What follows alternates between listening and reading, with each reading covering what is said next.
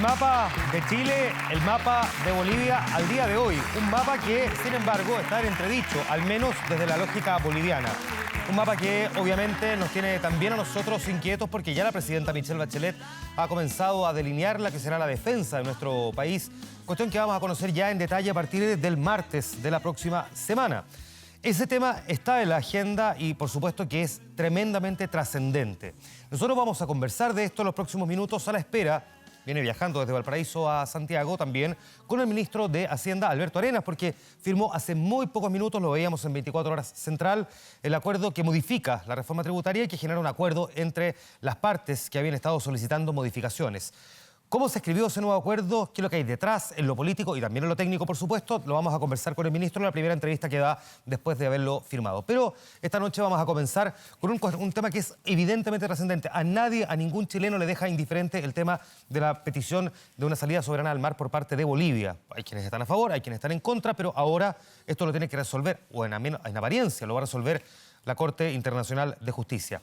Está con nosotros José Rodríguez Elizondo, abogado, analista internacional, un hombre que conoce además muchísimo de historia y en particular de esta, y con él vamos a conversar esta noche aquí en el comienzo del Informante. Bienvenido, gracias por acompañarnos. Buenas noches. Hola, Juan Manuel. Yo sé que la pregunta puede sonar básica porque obviamente que la respuesta sería mar, pero espero un poco más que eso y evidentemente por eso es que lo invitamos a usted. ¿Qué es exactamente lo que Bolivia está planteando en su demanda, hasta por lo menos donde conocemos? Exactamente lo que está planteando es dejar sin efecto el Tratado de 1904, pero no lo dice directamente, lo dice con chanfle, ya que estamos en campeonato mundial, ¿no? A ver, ¿y cuál es el chanfle? El chanfle es decir, como no puedo impugnar directamente el tratado, porque me lo prohíbe el Pacto de Bogotá, esto significa que hay un acuerdo, un tratado previo, y el Pacto de Bogotá no permite ir a la Corte por ello. Porque el pacto es de 1948 y no permite revisar hacia atrás otros tratados anteriores a esa fecha, digo. Exactamente, y además porque entre las cosas que no se pueden plantear están los que signifiquen tratados entre las partes.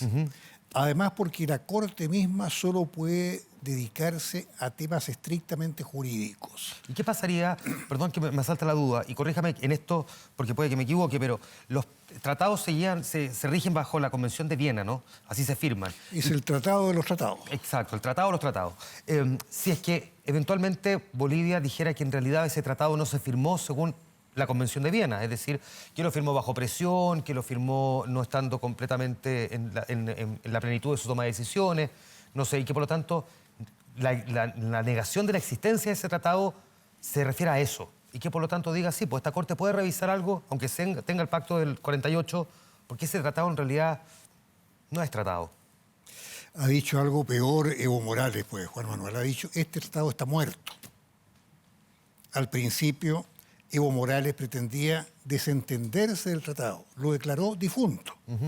Después sus abogados le dijeron, bueno, con esto no llegamos a ninguna parte, esto es retórica nomás, tenemos que plantearlo de una manera distinta. Si usted dice que el tratado está muerto, se echó a todo el mundo jurídico encima y cada país tiene fronteras y cada frontera es problemática.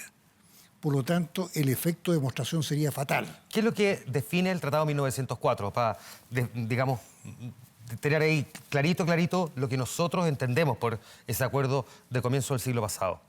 Para decirlo en forma muy simple, define cuáles son los límites de Bolivia. ¿De Bolivia? ¿Solamente los límites o establece compromiso por parte de Chile también? Bueno, justamente es un tratado entre Chile y Bolivia, y al establecer los límites de Bolivia está estableciendo el límite con Chile. Por lo tanto, Bolivia renuncia a perpetuidad a la costa, a Antofagasta, digámoslo en forma más sencilla, sobre la base de una transacción que en la época le pareció muy beneficiosa. El ferrocarril Arica-La Paz, el Puerto Libre para el comercio de exportación e importación. Piensa que en la época previa, Cobija y la costa que tenía Bolivia no era utilizada prácticamente, que su puerto de comercio de exportación e importación era Arica. Perfecto. Y Arica era peruano. Por lo tanto, eso queda también dentro del Tratado de 1904, claro, este compromiso chileno del ferrocarril. Cuando se hace el balance de las conveniencias de cada parte, está muy claro que a Bolivia le convino. Si ahora Bolivia dice no me conviene, estamos haciendo una historia contrafactual. Estamos diciendo lo que le conviene con criterios de hoy y no de 1904. Lo que está haciendo Bolivia, ¿lo interpreta usted como una especie de presión ante la Organización de Naciones Unidas a través de su corte internacional que es La Haya? Es la misma línea estratégica que ha seguido Bolivia desde el año 1929, cuando se dio cuenta de que Arica quedaba para Chile y que ya no podía estar presionando conjuntamente a Perú y a Chile. Optó por dirigirse contra Chile, decir que el tema era bilateral. Nosotros tuvimos algunos errores al aceptar este tema de la bilateralidad y orientarse a ir presionando a Chile cada vez con más vigor en el aspecto de internacionalizar el tema. Porque como no tenía la razón desde el punto de vista del estricto derecho, el tratado lo había firmado en 1904, desde 1929 en adelante optó por internacionalizar el tema. ¿De qué le puede servir eso en la práctica, digo? O sea, buscar, lo voy a decir así, la simpatía de ciertas naciones o dentro de un organismo como Naciones Unidas. ¿Tiene algún efecto práctico conseguir eso o es simplemente algo que le puede dar publicidad, pero no necesariamente soberanía? Si yo te hablara en estricto derecho, diría, no le sirve de nada porque el derecho está ahí. Pero como yo soy un realista en política internacional, digo, le ha servido de mucho, porque ha generado opinión pública favorable en muchos países del mundo. Y la opinión pública tiene un peso específico en materia estratégica. Tú no te puedes desentender de la opinión pública. Hubo una época en Chile en que tuvimos una opinión pública prácticamente unánimemente adversa y fue la época en que casi sufrimos 2 guerras. Teníamos embargo de armas, los países estaban en contra de Chile, estuvimos a horas de una guerra con Argentina. Entonces la opinión pública es muy importante. Bolivia, en estricto rigor, pues la primera pregunta era qué es lo que estaba pidiendo Bolivia en su demanda. Ya tenemos un marco general, pero ¿ha mostrado mapas exactamente de qué es lo que está pidiendo? ¿Salida por dónde en la práctica? No, porque ahí viene otra de las curiosidades jurídicas. En cualquier pleito alguien dice, esto es lo que yo quiero, este es el objeto de la litis, de la demanda, ¿no? Y lo que pide Bolivia es que la Corte nos obligue a los chilenos a negociar de buena fe para transferirle soberanamente una salida al mar. ¿Dónde está el espacio geográfico concreto que está pidiendo? No lo pide. No lo pide. ¿No lo pide o no sabemos si lo está pidiendo? Bueno, yo no he leído la memoria. Técnicamente no sé lo que está pidiendo, mejor dicho, no, si lo ha pedido en concreto, pero la demanda misma, lo que se publicó, dice que lo que está pidiendo es que se nos obligue a negociar de buena fe una salida soberana al mar. Ahora, tiene bastante lógica eso porque si pide que sea por el antiguo territorio que fue boliviano, estaría diciéndole a la Corte segmente a Chile en 2, con lo cual prácticamente le está diciendo a un organismo de Naciones Unidas, ¿cree usted un casus belli? ¿Te das cuenta lo grave que sería? Ya. Y si menciona Arica, salta a Perú y le dice, sucede que yo tengo un tratado con Chile, según el cual Chile no puede ceder parte alguna de Arica sin mi acuerdo. Perfecto, que ahí nos lleva de vuelta a ese tratado de fines de los años 20. Quiero, si es posible, que veamos el mapa de cómo es hoy día la frontera entre Chile y Bolivia para poder, digamos, dimensionarla cuando luego la comparemos con cómo es o cómo era antes de la Guerra del Pacífico. Esa es en la práctica la definición del mapa. Y si es posible, mi querido director, vayamos al mapa que mostraba cómo era Bolivia antes de la Guerra del Pacífico, que es fundamentalmente lo que reclama. Y aquí me lleva al siguiente punto. Vamos a ver ese mapa que va a definir cómo era este territorio boliviano previo a este conflicto y ahí va a quedar marcado en color y, entre otras cosas, contempla, digamos, varios puntos que hoy día están en territorio chileno. Sin embargo, José, decía el expresidente Ricardo Lagos, cuando lo llevaron a La Moneda hace algunos días a una reunión con la presidenta Bachelet, donde estuvieron los expresidentes también, que lo voy a parafrasear porque no es exactamente esta la frase que dijo, pero que le parecía un poco injusto porque respecto de Chile la demanda a Bolivia y no a otros países también, porque Chile, digamos, conquista el 10% de lo que perdió Bolivia. El resto lo ganaron otros, Brasil, en fin, hace mención a todos los otros países latinoamericanos que también se quedaron con territorio que antes de esta guerra era boliviano. ¿Cómo se entiende que sea con Chile y no con otros? Yo tengo una explicación geopolítica para esto y es bastante notable, de la inteligencia de Bolivia para plantearlo. Bolivia le está diciendo a todos los países del mundo, yo perdí la mitad de mi territorio en distintas guerras. Chaco, el Acre, claro, la Guerra del Pacífico, pero lo único que me importa a mí es la parte que perdí con Chile porque me quitó una cualidad, la cualidad marítima. Ojo, Esto significa decirle a todos los demás países que le quitaron territorio, quédense tranquilos ustedes que la cosa va con Chile. Es la vieja teoría geopolítica de aislar al enemigo principal. ¿Para qué? Para conseguir la alianza de todos los demás. Entonces, muy inteligente esa posición porque significa que los demás países están diciéndole a Chile, pero tú que tienes tanta costa, ¿por qué no le das un pedacito a Bolivia? Se garantizan que luego no vayan a por ello. Por era eso lo te que se digo preguntaba el mismo expresidente que en algún momento ofreció relaciones diplomáticas aquí y ahora a Bolivia. Es una posición muy inteligente, ojo. ¿Puede? Pero te voy a contar una cosa con respecto a eso. En el prólogo que le escribí a un amigo que hizo un libro sobre el Tratado de 1904, Cristian Garay y José Miguel Concha, yo establecí muy claramente que el afán de Bolivia, lo digo en el prólogo, es Arica. Ha ambicionado Arica desde que nació a la vida independiente. Y por lo tanto, que eso de la cualidad marítima es una especie de eufemismo para decir yo quiero salir al mar siempre que sea por Arica. ¿Y sabes tú quién me dijo que tenía la razón? Nada menos que Carlos Mesa.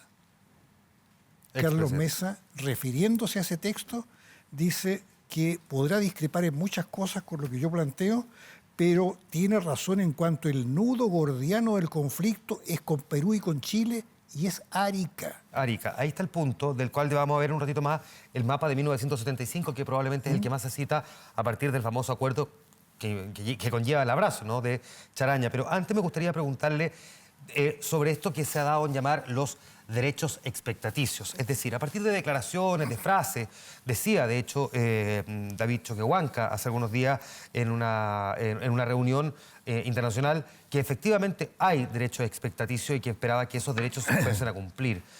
¿Qué es lo que son los derechos expectaticios? Mira, cuando uno entra a primer año de Derecho, Juan Manuel, lo primero que aprende es que las meras expectativas no constituyen derecho. Al alumno chico le dicen, mire, usted podrá tener toda la expectativa de tener tal y cual cosa, pero si no tiene un contrato firmado, eso no es derecho. Los asesores del presidente Evo Morales le dieron vuelta el aforismo. Le dijeron que cuando las expectativas eran muy firmes, muy prolongadas, muy históricas, llegaban a constituir derecho. ¿Qué es lo que citaba David Choquehuanca cuando decía Alessandria el 22, González Videla el 50, Pinochet el 75, pero hablaron de esta posibilidad, nunca se concretó, es decir, generaron expectativa, por decirlo así. Entonces, este grupete de abogados domésticos de Evo le planteó este tema. Pero cuando llegaron los abogados más sofisticados, los abogados extranjeros, le dijeron, mire, me parece esto bastante simpático, pero no tiene ningún efecto ante ningún tribunal. No ha tenido nunca un efecto porque el caso que se suele citar para explicar que en el fondo los derechos expectaticios sí pueden derivar en una obligación es el de Australia con Francia, a partir de las promesas de Francia de concluir sus pruebas nucleares, las que llevaba realizando Muroró, Afangataufa, los atolones, y que en el fondo habían promesas, declaraciones permanentes de sus autoridades de que iban a finalizarla y que no las terminaban. Y Australia, que se sentía perjudicado porque decía que la radioactividad los podía eventualmente atacar y, en fin, otros argumentos. Bueno, finalmente se levanta la mano y se dice, sí, Francia lo dijo, tiene que cumplir. Claro, es que eso es lo que se llama en derecho ahora los actos unilaterales que comprometen a un Estado, que es un estadio superior a la de las meras expectativas. Además, no es un tema de fronteras, es un tema, como quien dice, transversal a todo el mundo. Las pruebas nucleares son peligrosas para toda la humanidad y si un Estado se compromete a no hacerlo, cobrémosle la palabra. Acto unilateral. Perfecto, que es distinto. Vamos al mapa que tenemos pendiente, que es el mapa digo, de 1975, que es el que se establece a partir de este famoso acuerdo de Charaña, que es probablemente cuando, entiendo, Bolivia queda ciertamente más cerca de poder acceder al mar. Ahí estamos viendo cómo se completa efectivamente el mapa y que queda dibujado entonces cuál era ese canje finalmente de territorio. Solo para recordar a quienes se pierden un poco en este pedazo de la historia, ¿qué fue lo que pasó con ese acuerdo que finalmente no se materializó? ¿Qué ocurrió con ese acuerdo que se firma o se publicita, pero que no se materializa? Antes, Juan Manuel, viene un tema que es un poco complejo de explicar y que es lo siguiente. No es la primera vez que Chile negocia directamente con Bolivia una salida soberana al mar para pedirle después la autorización al Perú. Claro. La primera vez sucedió en el año 1950. Y en ese momento surgió el negociador del tratado con Perú, Conrado Ríos Gallardo, diciéndole al gobierno nuestro, ustedes se están metiendo la pata. Porque el tratado que yo hice, que yo firmé en la época de Carlos Ibáñez, dice que primero es el acuerdo con Perú.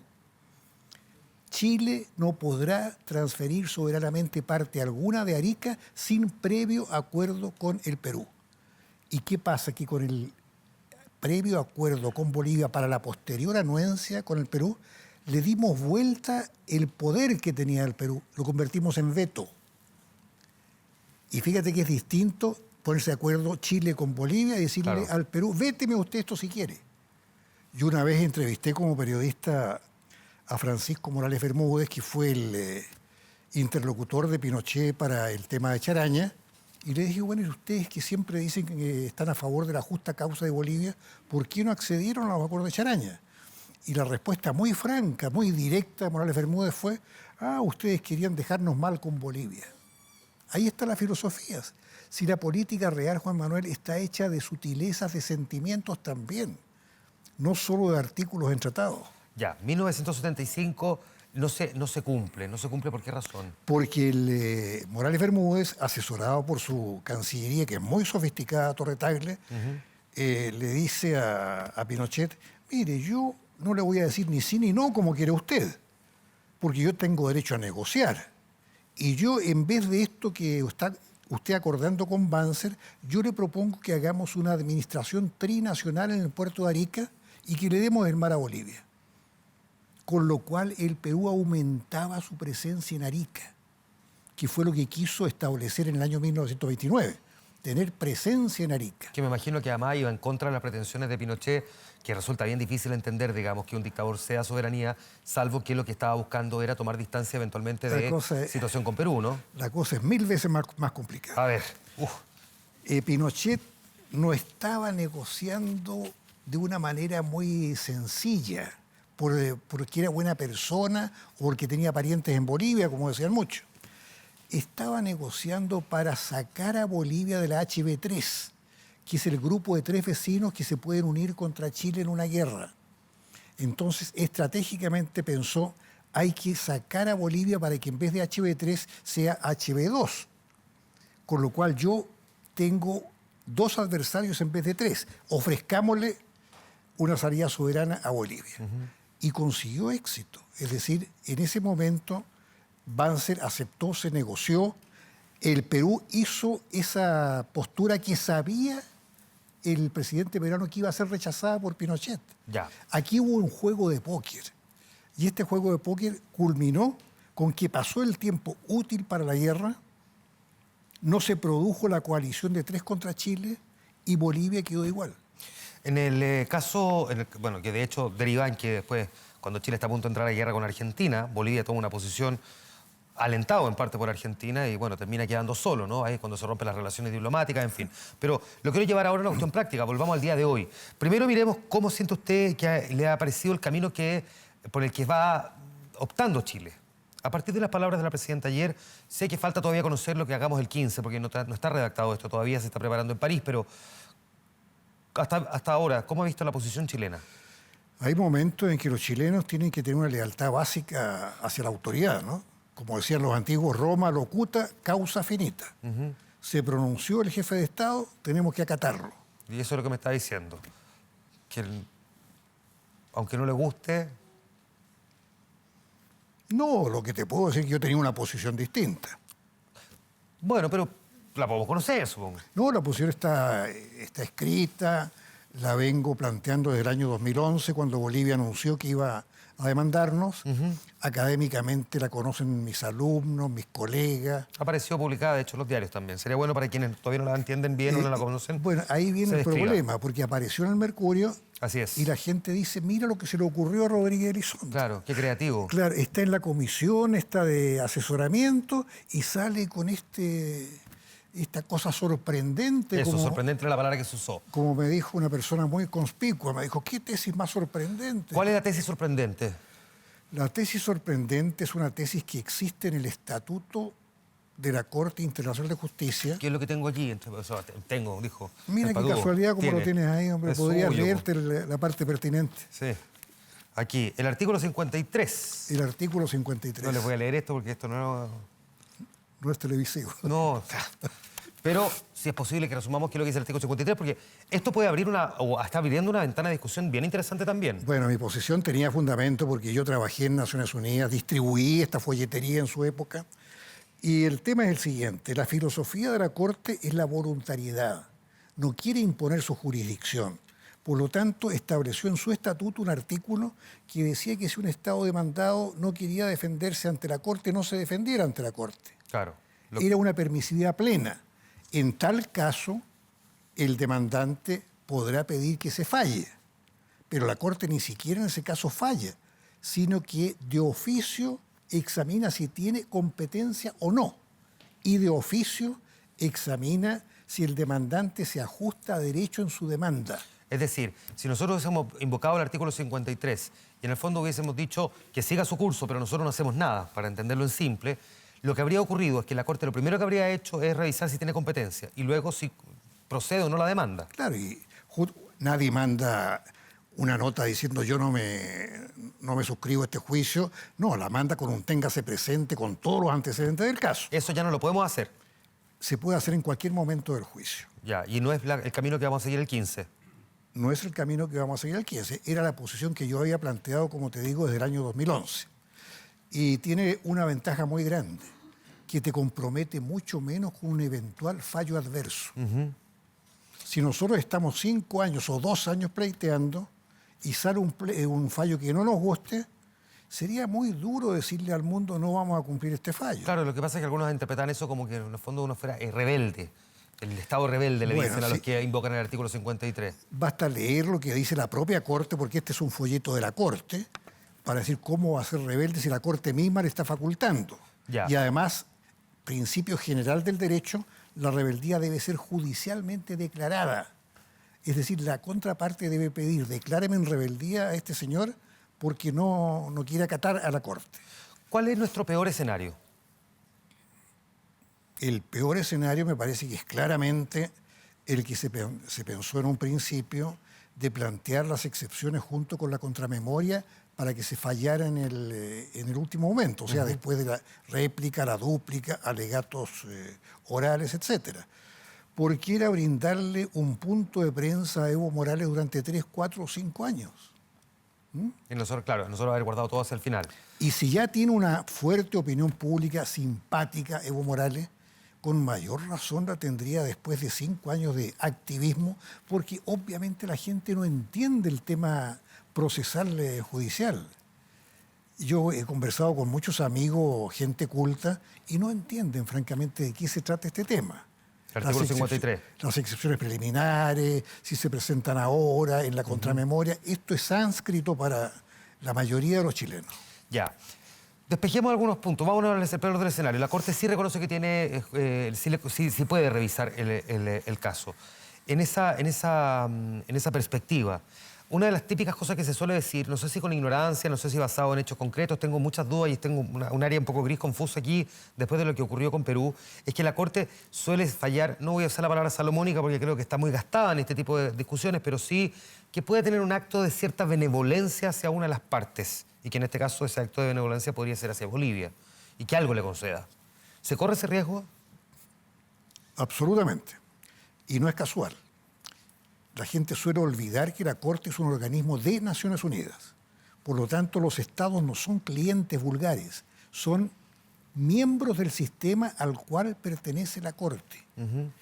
Frente a los estados, la Corte tiene, por lo tanto, una actuación de mucha equidistancia, de mucha prudencia, y se trata de que no haya un juego suma cero, que se le dé toda la razón a uno y que se le pegue todo el palo al otro. Eso está dentro de la filosofía, digamos, del espíritu de la Corte. El caso con el Perú fue particularmente claro porque no solo fue salomónica, sino que fue más allá que lo que el propio Salomón hizo. Partió de veras a la criatura, ¿no? O sea, el mar chileno nos quitó 22.000 kilómetros cuadrados. Ahora, desde el punto de vista estrictamente jurídico, aunque esto ya está claro que no es solamente jurídico, ¿qué es más difícil enfrentar para Chile? ¿Lo que ocurrió con Perú o lo que nos está pasando con Bolivia? Yo creo que lo que nos está pasando con Bolivia, porque con Perú hay potencias equivalentes, hay un nivel de respeto mutuo, existía una legitimidad jurídica que el Perú la trabajó con mucha inteligencia. Piensa solamente que nosotros al principio dijimos no existe controversia jurídica Y terminamos y reconociendo... terminamos claro. diciendo que el tema era estrictamente jurídico. Claro. Por lo tanto, al final dijimos se cumple el fallo sea cual fuere. ¿Cómo podríamos decir lo mismo en un caso en que eventualmente la Corte nos puede destruir el Tratado de Límites con Perú por el protocolo complementario del año 29 y el Tratado de Límites con Bolivia del año 1904? ¿Le gusta nuestro equipo jurídico, nuestro equipo? O siquiera la pregunta más amplia. ¿Cómo se ha llevado la situación desde Chile respecto de la demanda boliviana? Me voy a remitir en forma muy cautelosa, porque la palabra cautela es lo que más usa el equipo jurídico. Claro, pero usted parece embajador y no... No, si yo soy periodista también, Por eso, y por eso que, como está en el otro extremo. por eso que yo soy una especie de aguafiesta de mucha gente en este tema, ¿no? Pero a mí me gustó mucho lo que escribió en un diario digital el profesor Samuel Fernández, creo que es de la Universidad Mayor, cuando dijo con los mismos métodos, con los mismos equipos y con la misma orientación se consiguen los mismos resultados. Pero sucede que hay mucha gente que cree que no fue muy bien en el caso de la demanda peruana, porque, como he leído muchas veces, aceptó los principios de nuestra defensa, de que el límite era el paralelo que atravesaba el hito 1. Bueno, y entonces, como diablos perdimos 22.000 kilómetros cuadrados, ¿no? La otra parte no se comenta. La parte de que nos quebró la línea, entonces dijo, en esa parte no actuó en estricto derecho. O sea, en una parte actuó en estricto derecho, en la otra no. Ahora, también tengo una posición distinta con respecto a eso. Yo creo que la Corte se siente creadora de derecho. Y ese es el peligro para Chile. La Corte no está para aplicar la letra escrita, está para crear derecho. Para crear derecho. Incluso en este caso donde no tenemos una petición de un mapa explícito por parte de Bolivia.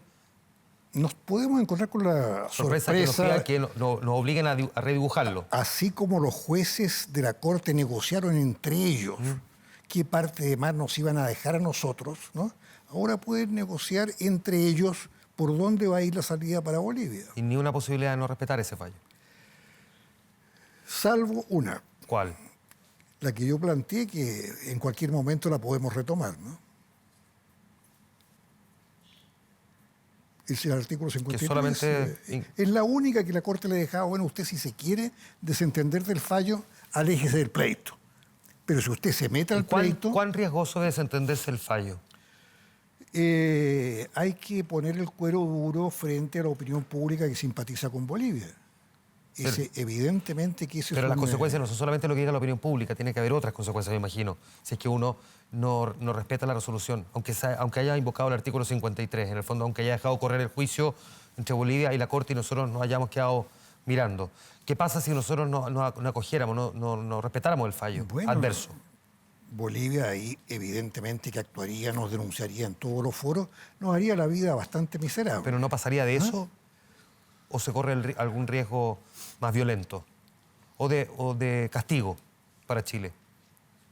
Yo creo que todos los países del mundo que tienen fronteras con otros vacilarían mucho antes de condenarnos.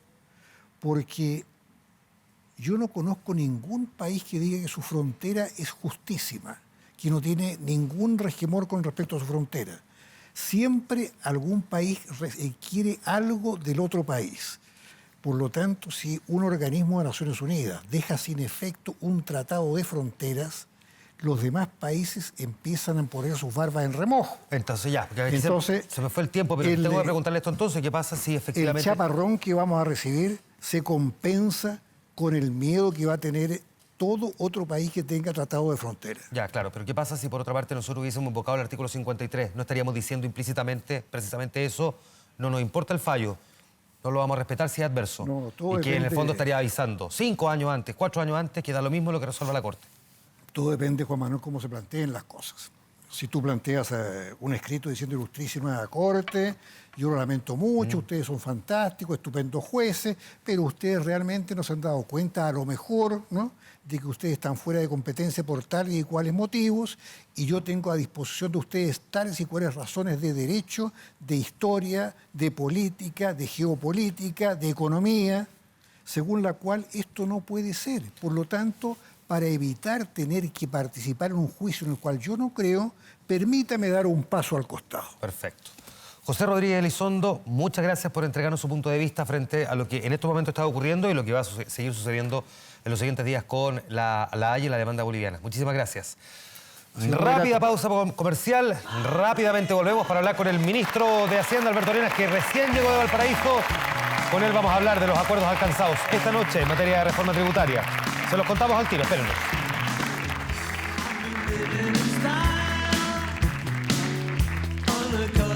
Estamos dando inicio a una de las reformas más importantes de mi gobierno junto a la reforma educacional y una nueva constitución. Se desplegó la reforma.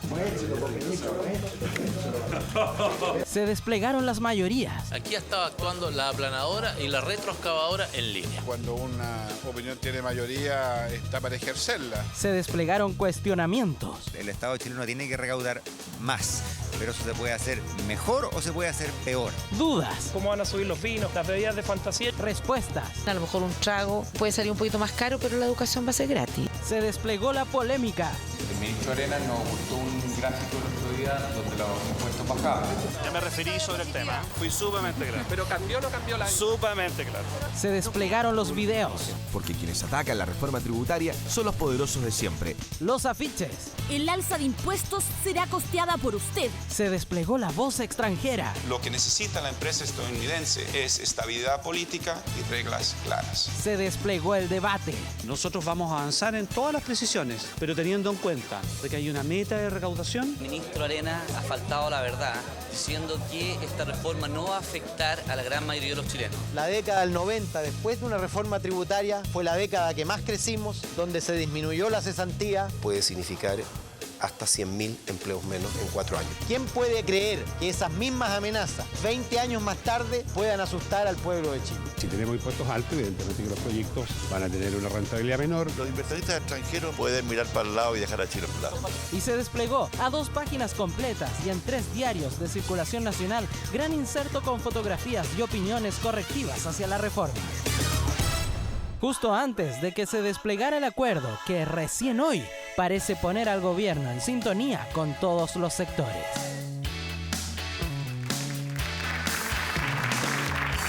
Y está con nosotros en el estudio cuando ya son las 10 para las 12 de la noche.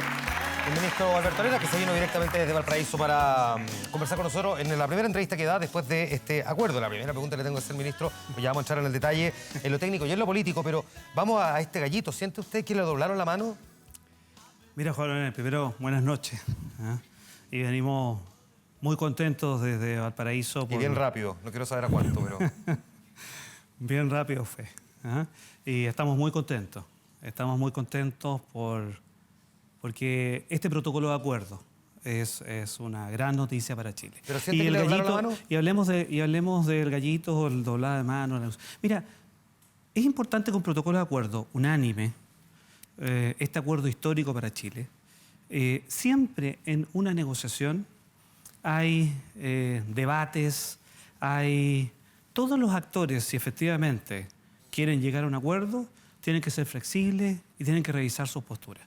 Pero aquí lo más importante es que la reforma tributaria que nosotros presentáramos en la Cámara de Diputados, que fue aprobada con eficiencia, con celeridad, es una reforma tributaria que nos planteamos, Juan Manuel, 4 objetivos. ¿Tú te acuerdas que tú me invitaste a este mismo, estoy sentado en este mismo sillón? Para evitar no repetir lo que ya dijimos en la entrevista anterior. Es que sabes lo que es importante, lo que tú me preguntas por el gallito. Y es importante explicar este proceso, porque este ha sido un proceso que comenzó el 1 de abril en la Cámara de Diputados. Y la Cámara de Diputados aprobó el proyecto de ley y confirmó de que habían 4 objetivos que hoy día se mantienen en este proceso de reforma tributaria. Recaudar 8.200 millones de dólares, mejorar la distribución del ingreso, disminuir la evasión y la elusión y crear nuevos incentivos al ahorro y la inversión. Y cuando en un proceso, en un diseño, en una reforma estructural, en el diseño de una política pública, tú te pones de acuerdo en los objetivos, que eso es lo que ha pasado en este segundo tiempo en el Senado. No estamos discutiendo si hay 8.200 millones de dólares o no más recaudados. Mejorar la distribución del ingreso, la evasión, la ilusión. No estamos discutiendo el objetivo, no hemos puesto de acuerdo el objetivo. Cuando el Ejecutivo ha visto eso, cuando el Gobierno ha visto eso, justamente los instrumentos para alcanzar ese objetivo hemos estado disponibles justamente a flexibilizarnos para encontrar los mejores instrumentos que aseguran los objetivos de esta reforma tributaria. Usted dijo recién que cada una de las partes tiene que revisar su posición, su postura. Es que en el fondo eso es lo que permitió llegar a este protocolo. ¿En qué momento usted decide revisar la suya? Se lo pregunto porque la gran crítica que se le hizo, ministro, es que usted era intransigente al momento de discutir. Pero hemos visto al mismo tiempo que ha llegado a un acuerdo y a un protocolo. ¿En qué momento, dónde se produce ese punto de inflexión? Hay quienes dicen cuando se reunió con Juan Andrés Fontaine el fin de semana, otros dicen que antes, otros dicen que llamados telefónicos desde la moneda, la presidencia, digo. Mira, Juan Manuel, el Ejecutivo del Gobierno y este ministro de Hacienda, desde un primer inicio en la Cámara de Diputados, siempre estuvo disponible a dialogar y a escuchar. La clave es que el diálogo que se ha generado ahora, no solamente hemos escuchado, sino que nos hemos escuchado.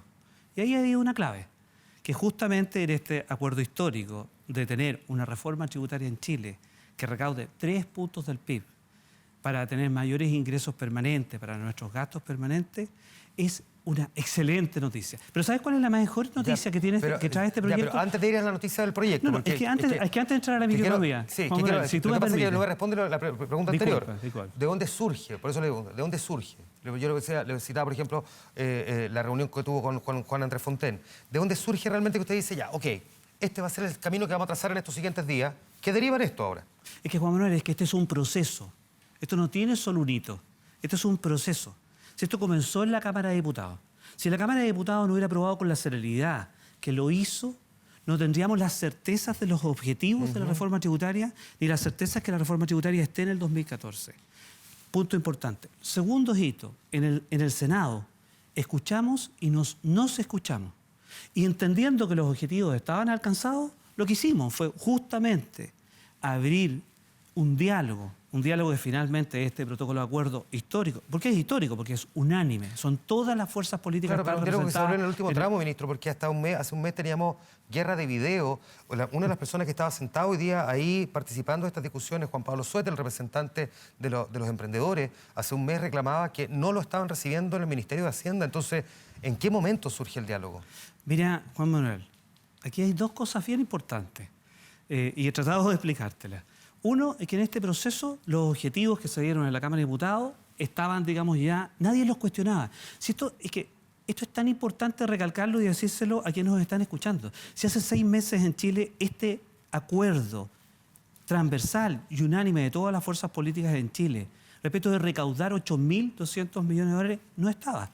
Y justamente en este proceso han habido distintos momentos en los cuales siempre el Ejecutivo ha tenido la visión de que, entendiendo que se cumplen los objetivos, es que perfeccionemos el proyecto justamente para alcanzar esos objetivos. Y eso es lo que ha ocurrido, y eso es una buena noticia. Y la buena noticia es que justo por los resultados, y por eso dije yo te traje este protocolo de acuerdo que es el original. Es el original, no hay otro. Le puse una firma extra. Es el original, donde están, digamos, las 5 firmas. Déjame mostrar ahí a la cámara. Aprovecho mientras lo mostramos a cámara, ministro. Claro, donde están las 5 firmas. Varias cosas ocurrieron también en este proceso, porque es un proceso... digamos, es un proceso breve en la historia, para la trascendencia en la historia también de un acuerdo de estas características. Cosas que ocurrieron, confirmación de la desaceleración, cosas que ocurrieron, críticas de su propio sector, de la nueva mayoría también al proyecto propiamente tal, una disminución en las encuestas permanentemente al apoyo de la reforma propiamente tal de cómo se estaba llevando la discusión, no de lo que se pretendía recaudar y para qué se va a utilizar, pero sí las encuestas que se venían haciendo, mediciones que se iban haciendo más permanentemente. ¿Cuánto de eso también a usted le hizo un poco de sentido o de ruido cuando dijo, ok, estas cosas pueden ser más revisables que estas otras?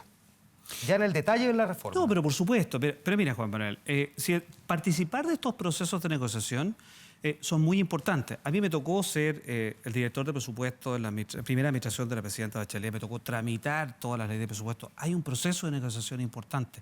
Me tocó participar en todo el proceso de negociación de la reforma previsional también de la presidenta Bachelet.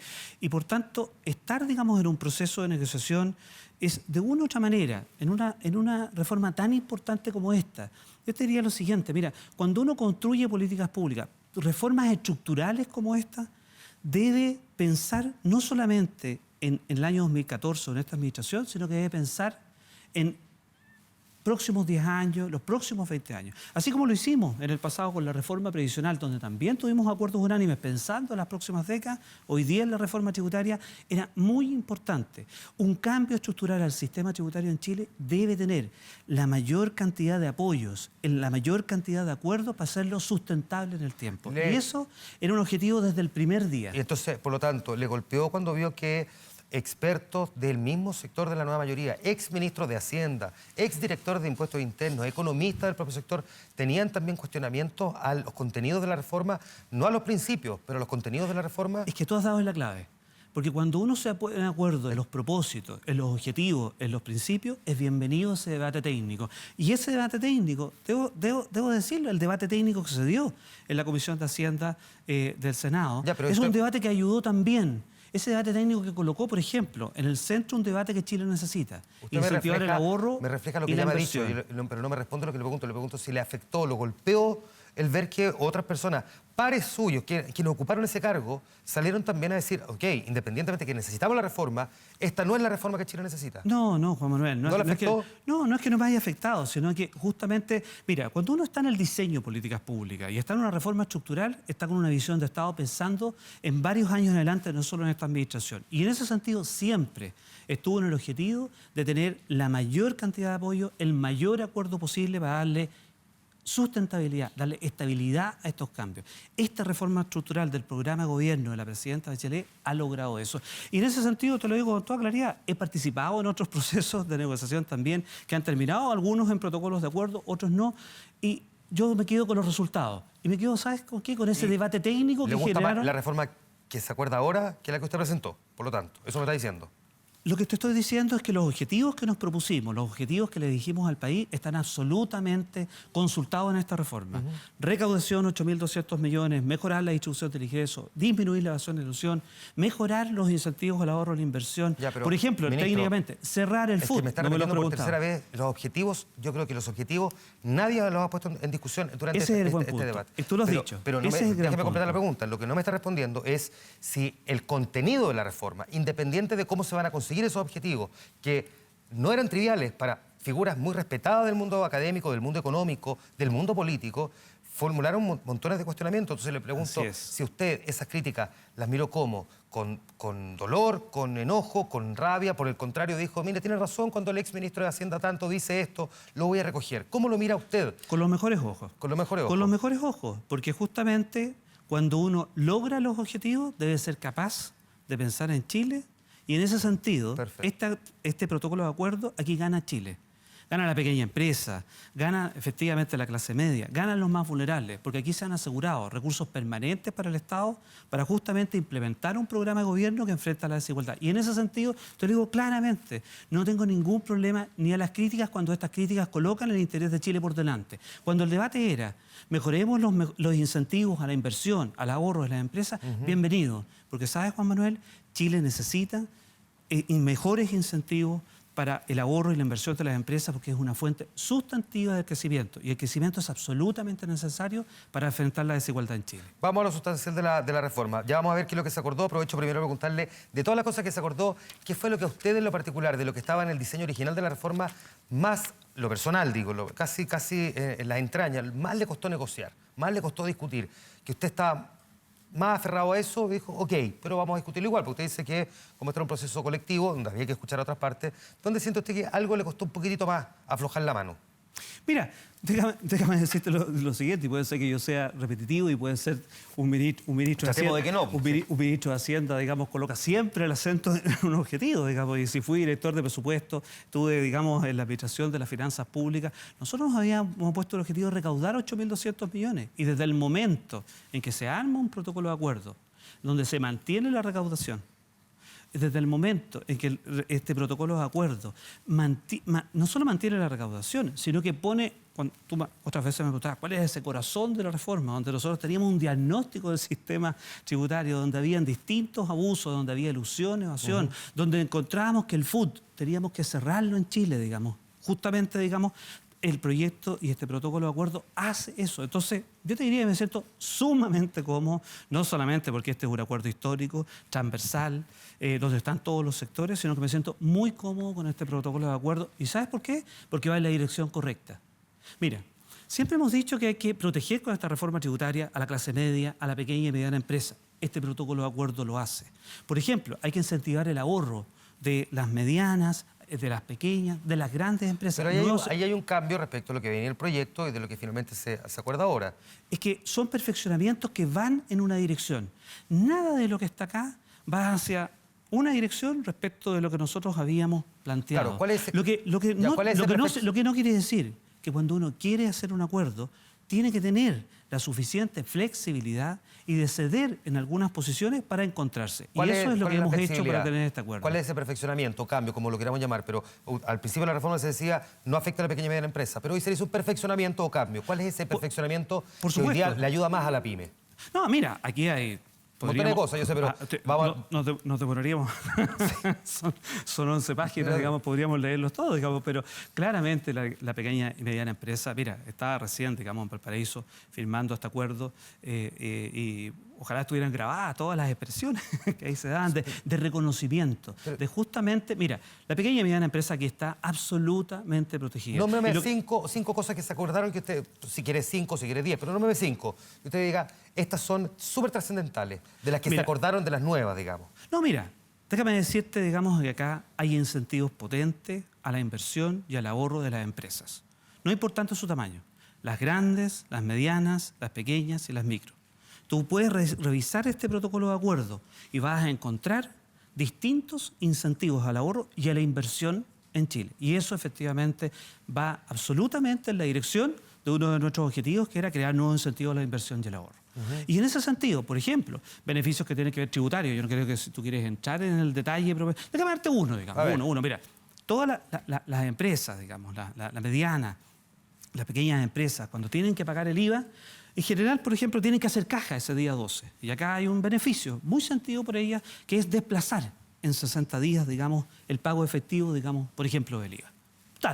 Un dato. Segundo, hay muchos beneficios propiamente tal que hacen para la pequeña y mediana empresa que estén protegidos en este sistema. En este sistema en términos de cuál va a ser finalmente la tasa de impuestos que van a estar pagando respecto de la que hoy día pagan.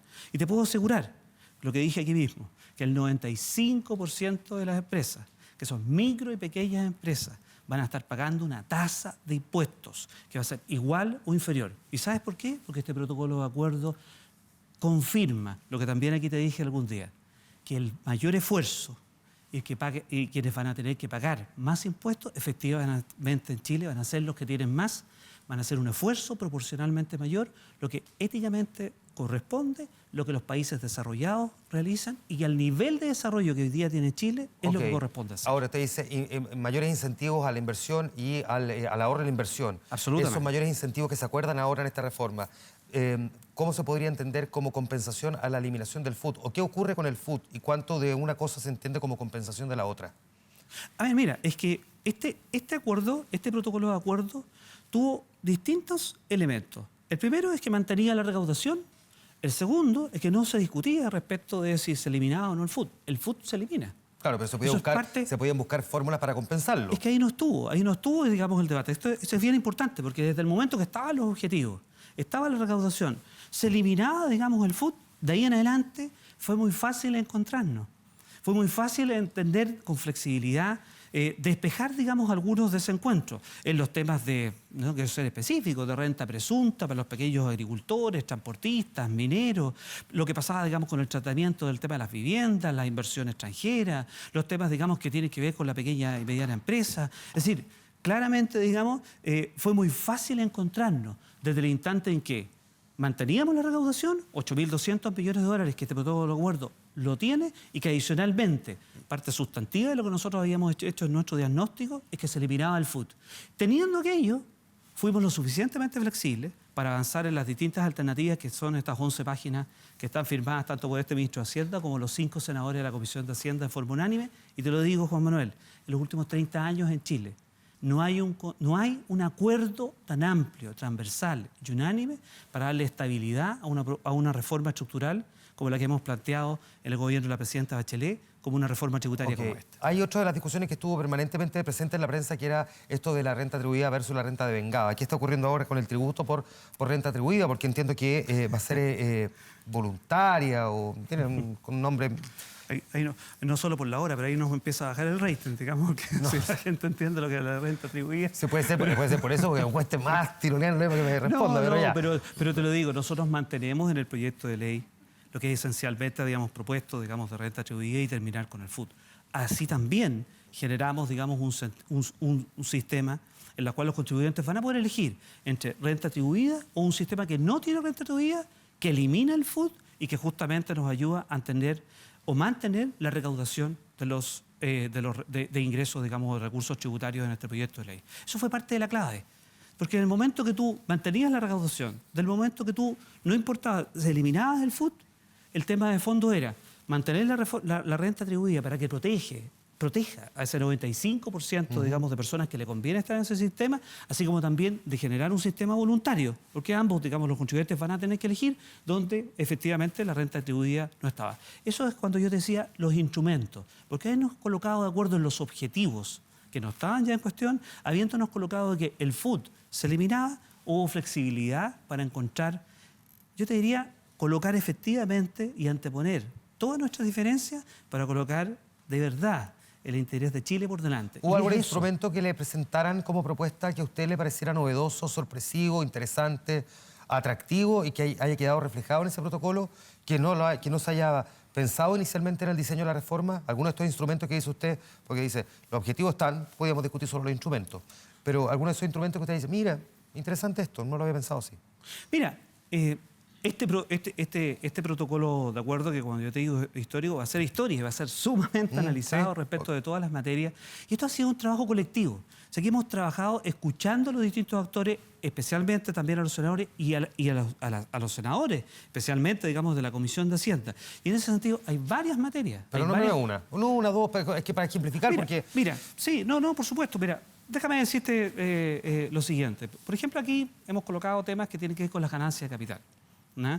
¿Qué son las ganancias de capital? Cuando personas se dedican, por ejemplo, digamos, al negocio de vender, digamos, propiedades, comprar y vender propiedades, y lo que hace el proyecto de ley es que las personas que se dedican, digamos, a vender y a comprar propiedades tienen rentas de capital y van a estar pagando. Entonces la pregunta era, pero mira, entonces, ¿cómo protegemos a quienes no se dedican al negocio, sino que son personas de carne y hueso que venden sus viviendas?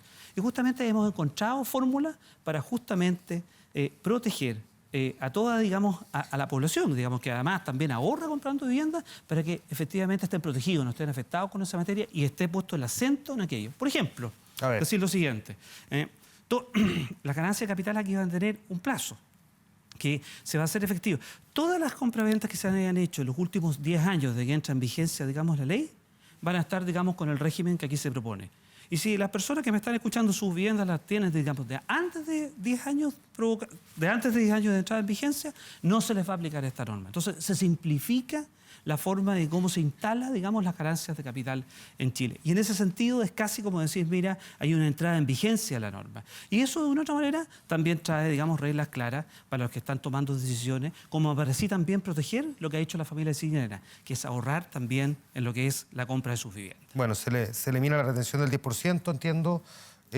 Si me puede ir, claro, está la renta presunta con tope en distintas áreas. Eso sí es sumamente importante lo de la renta presunta, porque son los pequeños agricultores, los pequeños mineros, los pequeños transportistas, que de una u otra manera, mira, la renta presunta es lo que venían planteando, claro. que no tributan por las rentas efectivas que tienen, sino que se les presume una renta. Y claramente hemos alcanzado un acuerdo. Mira, el 95% de los mineros, pequeños mineros, transportistas y agricultores van a seguir siendo protegidos por ese sistema. Pero justamente aquellos en el margen que no deberían estar, que tienen el tamaño para estar pagando por rentas efectivas y hay una potencial ilusión, se cierra el sistema. Pero el 95%, porque son pequeños, porque son microempresarios y están hoy día en renta presunta, van a poder seguir gozando de ese sistema. Este es un acuerdo que, puesto de la manera en que quedó firmado, como lo destaca usted, ¿ya no tiene posibilidad de que en el Congreso vaya a sufrir algún traspié? Me refiero a, firmado este acuerdo, ¿pasa todos los trámites que le quedan en el Parlamento? Bueno, efectivamente, digamos, eso es una potestad que tiene, digamos, la Comisión de Hacienda, el Senado, hay un tercer trámite en la Cámara de Diputados, pero por cierto...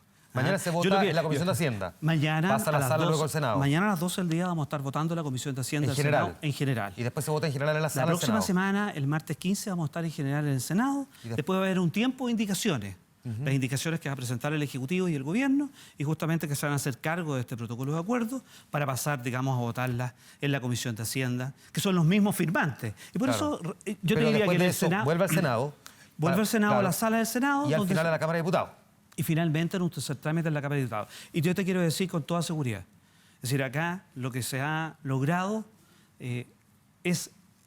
Si la Cámara de Diputados lo que nos dijo fue, mire, reforma tributaria va a haber en el año 2014 este acuerdo, este segundo tiempo que hemos tenido, ya que estamos tan futboleros, pues, Juan Manuel, este segundo tiempo de la reforma tributaria en el Senado, lo que ha logrado no solamente que va a tener un trámite expedito, de que vamos a tener reforma en el 2014, sino que lo más importante es que este diseño de política pública, esta reforma estructural, va a ser sustentable, va a ser estable en el tiempo. Y eso es muy importante también para la economía, muy importante para las expectativas económicas, porque este acuerdo no solamente es importante, Juan Manuel, por lo que dice el acuerdo, sino lo que significa el acuerdo. Y el acuerdo entrega certidumbre y estabilidad en un marco donde la economía necesita de certidumbre, necesita de buenas noticias para que justamente comience a dinamizarse. Ministro, déjeme terminar la pregunta del Parlamento, que no la había completado todavía, pero le decía a la Cámara de Diputados.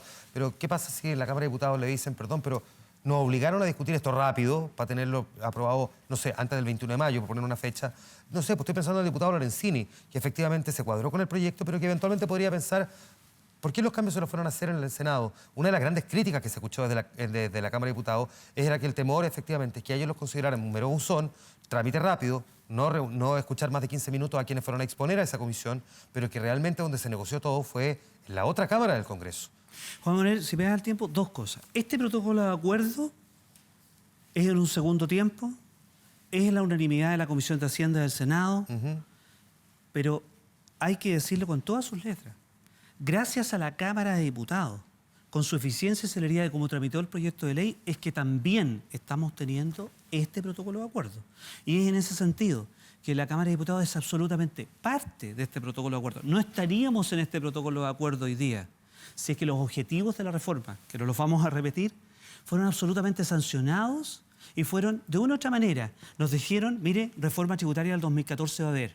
La pregunta es que, dicho lo anterior, hemos logrado este protocolo de acuerdo, va a ser tramitado en el Senado, con toda certeza, digamos, va a ser aprobado en el Senado y vamos a volver a la Cámara de Diputados. Y no me quepa la menor duda, no le quepa la menor duda que un acuerdo transversal, unánime, de todas las fuerzas políticas va a tener un respaldo mayoritario en la Cámara de Diputados. Ministro Alberto Arenas, cansado y todo, vino hasta el informante a explicar parte de los acuerdos y también la discusión política que se generó detrás. Muchas gracias, ministro, por haber estado aquí en vivo esta noche en el informante, cansado y todo, acompañándonos en la explicación de este proyecto. Ya supongo que esto va a quedar publicado mañana tempranito, ¿no? No, bueno, este protocolo de acuerdo ya está en la web, ya lo tienen todos los medios, digamos. Muchas gracias, Juan Manuel, por tu invitación.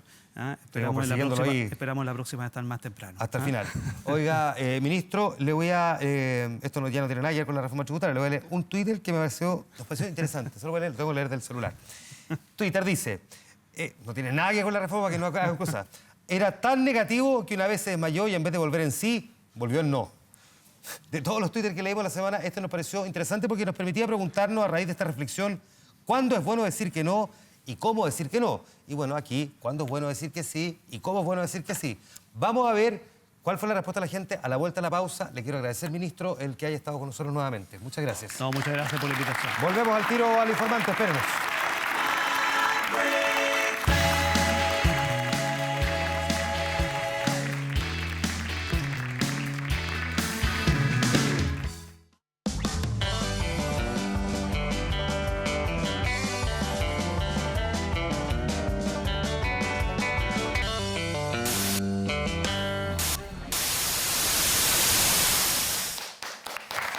Hashtag eso, pues, cuando de repente a partir de nada alguien comenta en Twitter que ha estado lleno de montones de discusiones y les cuento en los comentarios si revisan hashtag el informante de la entrevista al ministro Arenas. Pero nos vamos a quedar con un tuit que apareció hace algunos días, lo eligió nuestro querido Franco Ferreira, que es de Marcelo Cabrera del 7 de julio. Dice, era tan negativo que una vez se desmayó y en vez de volver en sí, volvió en no, así de negativo. Y nosotros fuimos a preguntar entonces, ¿cuándo es bueno decir que no y cómo es bueno decir que no?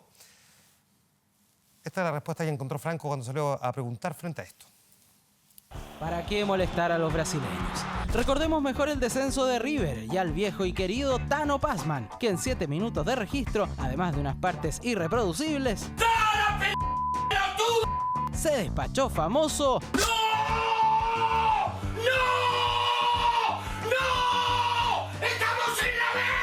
Y entendible su negativismo. Pero aparte del descenso de River, ¿cuándo es bueno decir que no? En el comercio, sin ninguna reglamentación y con total impunidad, se pueden adquirir productos como este, que pueden ser altamente perjudiciales para la educación de los niños. No. Fuimos hasta el Jardín Querubín y hablamos con Paula. Tía Paula. Paula. La directora técnica del establecimiento. Los niños efectivamente al no reaccionan muy rápidamente, pero no es lo deseado. ¿Los papás se demoran harto en aprender a sacar el no? Depende si ellos quieren sacarlo. O sea, hay gente que lo encuentra que es una herramienta corta, fácil y rápida. Y para ellos, entonces, clase rápida de cómo decir que no. Usted no lo diga. Con el profesor Banderas. No, nunca tiene tilde. Ah, qué buena tú, pero qué estupenda.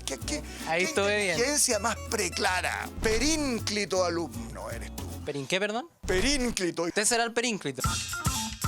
¿Veamos en la calle? ¿Cuándo usted cree que es bueno decir que no? Mira, lo que pasa es que estoy inyectado, no puedo hablar bien. O sea, usted ahora me tendría que haber dicho que no quería hablar. No puedo modular bien porque vengo todo pinchado por el dentista. ¿Ve? Todo se solucionaría con un simple no. ¿Tú votarías por Sebastián Piñera para presidente de nuevo en Chile?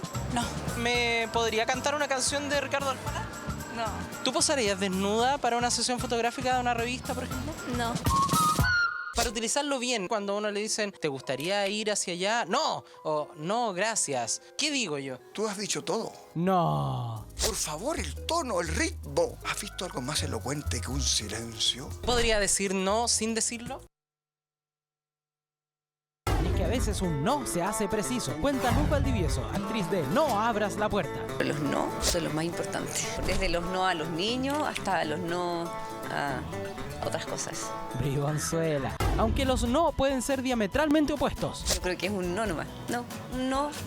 Si no dominamos a la bestia que muchos llevamos dentro. Domino la bestia que tengo dentro. Usted se dice no a sí mismo. Claro, me digo, no debo contestar de esa manera. Porque si esa bestia se desata... Exactamente. Y podríamos haberle enseñado a usted mucho más con el profesor Banderas, pero ejercitando el no, encontramos abrupto final al coloquio. Ándate. Y no quiero hablar más contigo. No. Entiéndelo. ¿Y eso, po? ¡No! En un país donde se conmemora y se celebra el triunfo de un no del 1988, y aunque tantas veces parecemos negativos, bueno, a veces decir que no sirve. El cómo se dice, ahí estaba la nota de Franco Ferreira. Muchas gracias por su sintonía. Estamos concluyendo esta edición del Informante. Nos juntamos mañana informativa y vía pública en el canal 24 Horas y el sábado de la edición central de 24 Horas. Que estén muy bien. Gracias. Buenas noches.